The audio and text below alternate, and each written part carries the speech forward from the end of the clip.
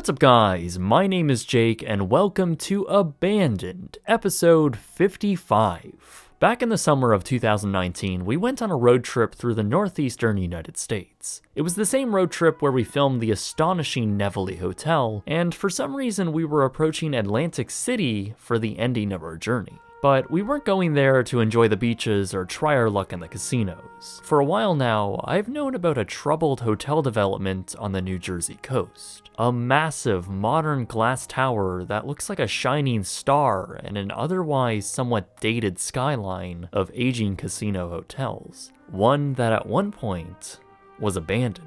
So, me being me, of course I wanted to check it out for myself, and while it was a pleasant stay, it got me thinking on how this architectural marvel failed so spectacularly. So, since my last episode in the Abandoned series was on an insane project that burned through millions of dollars, I figured this particular property had its own insane story to tell, one concluding with the resort that still isn't finished today. So let's take a deeper dive into the Ocean Casino Resort in Atlantic City, or formerly known as the Revel Casino Hotel. This episode has been made possible by my Patreon supporters. If you want to help support the channel and get a bunch of great perks in return, go to patreon.com/BrightSunFilms or click the link in the description below. It all started in 2006 when the investment bank Morgan Stanley purchased a 20-acre parcel of land adjacent to the Showboat Hotel and Casino. They spent around $70 million on it with the hope to build a massive and world-renowned casino resort. They placed an industry executive by the name of Kevin DeSanctis in charge of developing this ambitious plan, and by mid-2007, Morgan Stanley announced their official plans for what they intended to do at the site. This included two massive 700-foot hotel towers which were comprised of over 4,000 rooms. This sat above a huge casino with parking space for around 7,000 cars. This was obviously ambitious, especially for the time, as these towers would have been the tallest in all of New Jersey. So eventually later that year, the project was scaled back to just one hotel tower for now, with an opening date of 2010. It was called the Revel Casino Hotel. Construction broke ground in late 2007 and went vertical by early 2008. However, those dates are probably sounding a little tedious to all of you. 2008 wasn't exactly the best year to be building a luxury, massive casino, as the United States was facing a detrimental recession. Atlantic City was instantly put in a dreadful situation as consumers weren't spending as much excess income there. And by early 2009, funding for construction was quickly running out, which led to thousands of workers being laid off. Progress then slowed just as the tower was topping out. Suddenly, the Revel appeared to be not such a great idea as the shining tower rose above a now depressed area. By April of 2010, in a shocking move, Morgan Stanley decided to pull out of the project after investing over $1.2 billion. They decided to take a $900 million loss rather than spend the additional $1 billion it would take to finish the project. Because of this, Revel was put in a precarious situation as the half-finished casino was left in limbo. This prompted the remaining developers to scramble, trying to find the necessary funding to keep the construction going. But in a move which, for those of you who watched my American Dream Mall video may find, similar, let's say, New Jersey's then Governor Chris Christie had stepped in and announced his state government would be providing $260 million in financing. So now, with the state backing this resort, Revel had refined their project, now canceling the planned second tower and scaling back their hotel rooms to just 1,000. Actually, that second tower was already being built when the developers had canceled it.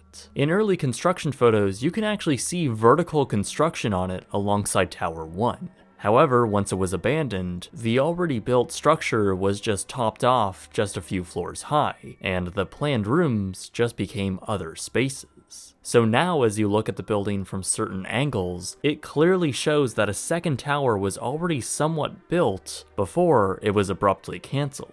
Morgan Stanley eventually sold their stake for just $30 million on March 2nd, 2011, and a day later, construction had finally resumed. The dormant site once again sprung to life, and now with consistent progress, an opening date was announced for April 2nd, 2012. Finally, after 6 years of development, the Revel Casino Hotel Atlantic City officially opened to the public. The resort had so far cost $2.4 billion to get the doors open.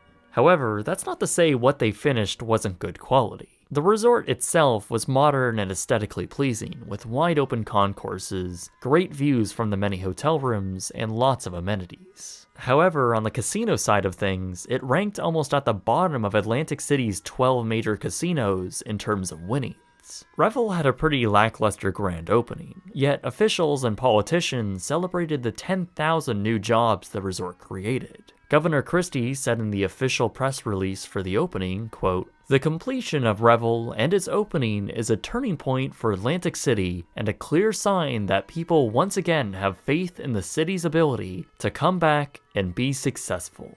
Revel was often thought to be the saving grace for the city, a luxury resort to start a new chapter for the area. However, in reality, Revel's financial situation told an entirely different story. By the second quarter of 2012, the resort lost more than $35 million, which was preceded by an even worse third quarter loss of $37 million. By November, casino officials were throwing up the red flags of a potential bankruptcy, just as Atlantic City claimed Revel failed to pay $12 million in property taxes. They also still owed over $50 million to independent contractors. Despite securing over $100 million in long-term loans, the resort still couldn't keep up with the massive amounts of money they were losing. By February of 2013, just 10 months after opening, Revel had filed for Chapter 11 bankruptcy protection. They were over $1.5 billion in debt. In the filing, Revel had declared that the resort's value had dropped from almost $2.5 billion to now just $450 million. They also revealed at their current trajectory, they wouldn't be profitable until 2017. The resort had ultimately not found any way out of their dire situation, and after a second bankruptcy petition, in August of 2014, Revel announced that no buyers were found to bail the hotel out of its debt, and unbelievably, they added that the Revel Hotel and Casino would close on September 2nd, 2014, just 2.5 years after opening. So in early September, the Revel closed alongside 3 other major casinos in Atlantic City. Now the biggest question was, what was going to happen to the almost brand new mega hotel? Glenn Straub, a developer, decided to bid on the project and eventually won, taking control under his golf course company. So in early 2015, he purchased Revel for just $82 million. That's just 3.4% of what it costs to build. Straub renamed the complex to Polo North and claimed the hotel and casino would be open for business by the summer. During this time, the city had actually cut power and water to the building for around 20 days, as the energy companies were engaged in a fee dispute, all while the mega hotel and casino sat empty and now abandoned. Through the rest of 2015, the property was only allowed cold running water and was eventually threatened by the local sewage company to withhold their dumping privileges. Glenn, however, had high hopes for his hotel, stating in early 2016 that the resort would be reformatted into a family entertainment destination, which would also now feature a water park. He also put a new opening date on the table for June of that year. For being abandoned going on almost 2 years at this point, the building itself was apparently in pretty good condition. This was likely because critical engineering staff was kept running the building, keeping it up so major damage wouldn't be inflicted. But all of that came at a cost. They were supposedly spending around $1 million every month just on maintenance. Straub had apparently ensured everything was ready to go, but as summer 2016 came and went, Polo North never opened. Later that year, Glenn revised his intended opening date for now early 2017 and announced a new name for the resort, 10 Atlantic City. However, as you probably guessed, it never opened. After empty promises and little hope from the public, the resort was sinking further and further back into debt. Rumors then began circulating that 10 was seeking a buyer and that its current owners didn't even have the means to open it. Finally, on January 8th, 2018, those rumors had actually turned out to be true when it was announced that a company called AC Ocean Walk would acquire the resort for around $200 million.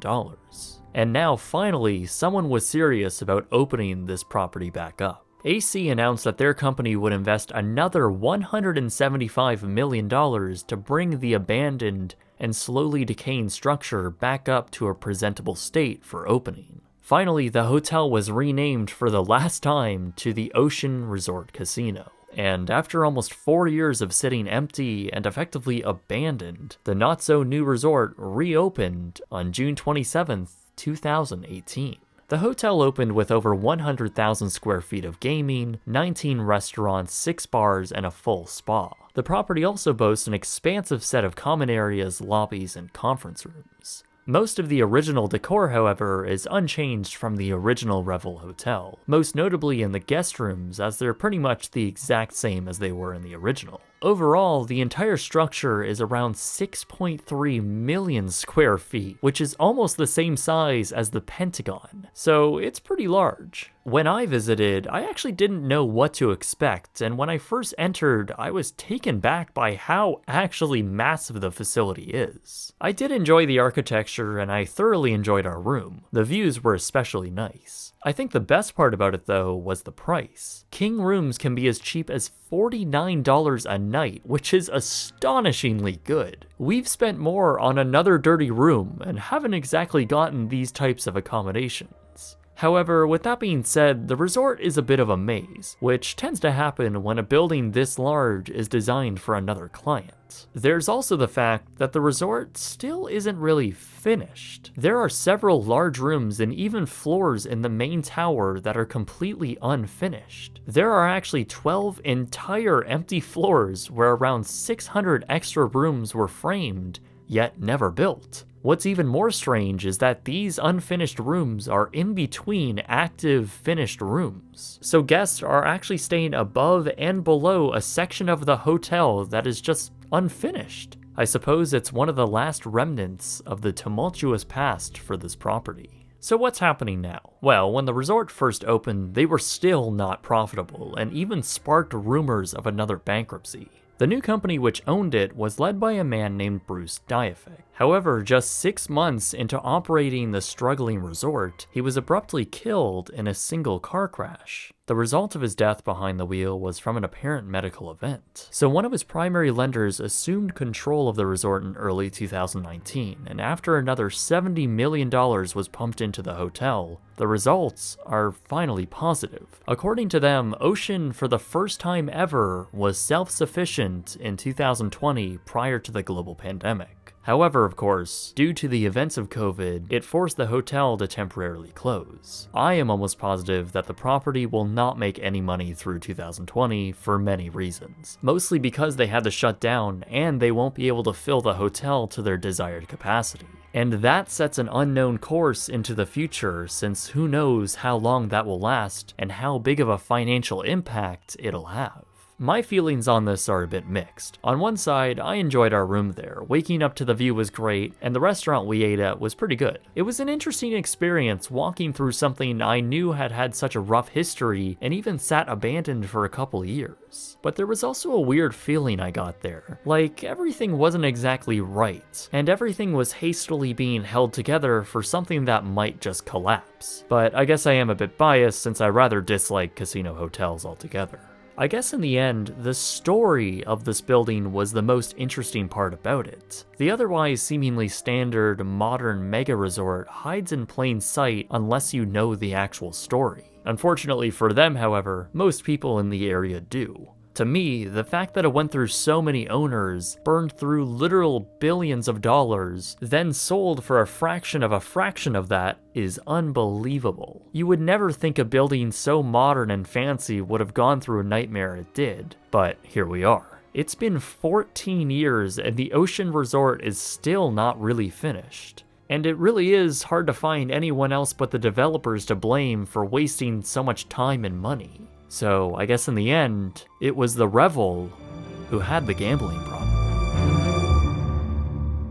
I want to give a huge thanks to my wonderful and generous Patreon supporters. If you enjoy the content I do and appreciate the enormous amount of time it takes me to make these videos, then Patreon is the best way to show your support. Just added is a bunch of brand new merchandise like limited edition Polaroids, and now even t-shirts, mugs, and sweaters, all made exclusively for Patreon supporters and won't be sold anywhere else. It's a fantastic new reward for showing your support, among others like having your name at the end of this video, and see my videos in some cases a week before the public does. Join my special Patreon community today by going to patreon.com/BrightSunFilms, or by clicking the link in the description below.